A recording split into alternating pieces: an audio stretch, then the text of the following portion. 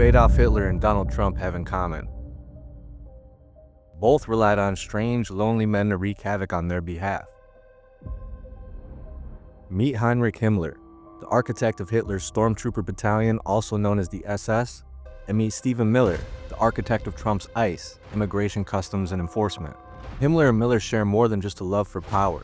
Both were middle class, socially awkward, physically weak, and filled with hatred. Both rose to power during times of economic hardship and used their positions to build personal armies, Himmler with the SS and Miller with ICE. Stephen Miller is a dangerous and hateful man. In emails, among other things, leaked to the Southern Law Poverty Center, Miller's white supremacy is exposed. According to the Wall Street Journal, Donald Trump once joked in a closed-door meeting that if it was up to Miller, there'd only be 100 million people in this country and they'd all look like him. Recently, a far-right-wing social media personality posted that alligators that surround Trump's new prison have 65 million meals to be had, and there are 65 million Latinos in the United States. If you think they're exaggerating, take a look at Trump's head of ICE, longtime border agent Tom Homan, salute a conservative conference with the Nazi sign 3 times. It's obvious when Trump talks of capturing and deporting criminals, he's lying.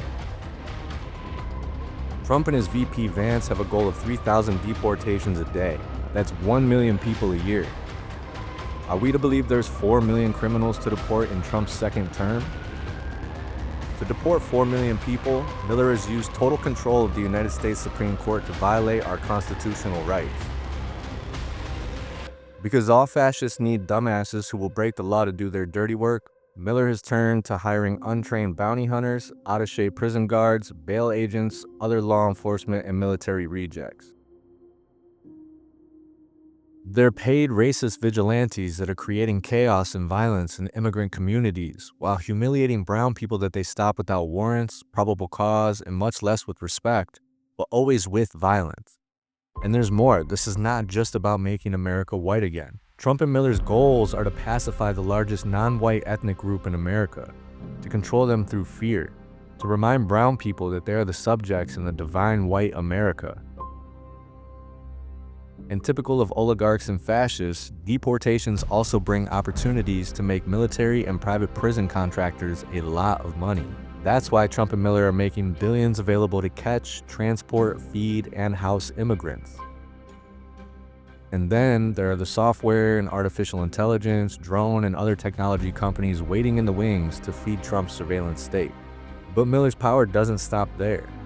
As de facto head of the Department of Homeland Security, he controls a vast set of contracts for a surveillance network known as Fusion Centers. It's perhaps the largest surveillance system in the world. Fusion Centers connect nearly every city, county, school district, and utility service, sharing data like camera footage, license plates, and personal information. Basically, thousands of cities, police departments, businesses, county and state governments, personal security cameras, and even schools feed information into county fusion centers. The counties then help distribute software to analyze and record everything from license plates to body cameras and even facial recognition. States help pull those regional fusion centers together, and the Department of Homeland Security has access to it all. In California, Governor Gavin Newsom oversees the State Threat Assessment System, which works with local agencies through fusion centers. In fact, the head of the Northern California Fusion Center is the head of the National Association of Fusion Centers. Mike Sena and STTAS work to help each county become the information gatherer of all local agencies, trade associations, and businesses. The LA-based Joint Regional Intelligence Center, or JRIC, seems to be closely connected to the Long Beach Police Department and several surveillance and data contractors. The JRIC is one of the largest data providers to DHS in the form of footage from police body cameras and patrol car license plate readers because no detail is too small. Now this data is in the hands of a racist immigrant hater. Recent reports reveal that fusion centers hold over 5 billion pieces of information accessible to over 9,000 ICE agents. Despite sanctuary laws, local law enforcement are handing over data to Trump's administration, enabling Miller's racist agenda. What are the safeguards so that they're not accessing this data, even when under a sanctuary city?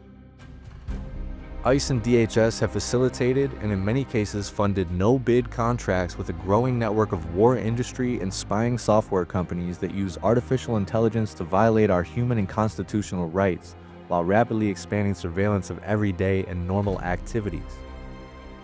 At the very least, our elected officials should be consulting with all of us regarding license plate reading cameras, sharing of police body cameras, and access to home and commercial security footage. There's also a long chain of private corporations that are making huge profits providing apprehension, incarceration, transportation, and logistics. But here's the crazy part. If they already know who we are and where we are, then why the clumsy, over-militarized hunting of immigrants? It's a ceremony. They want to scare us into capitulating. They want the nonprofits that have turned into bureaucracies to fear losing their funding and jobs. They want the immigrant and labor rights leadership to fear losing their status and career. And most of all, they want the masses of working people to feel a need to comply with anything the state says. This time it's Trump, but next time it could be any number of them. It's time to demand safeguards. Ask your local officials, why are you sharing this kind of information with Stephen Miller, today's Heinrich Himmler? This isn't just about immigration, it's about protecting our communities from a surveillance state that targets the most vulnerable. The question is simple. Why are our local governments giving so much information to Stephen Miller?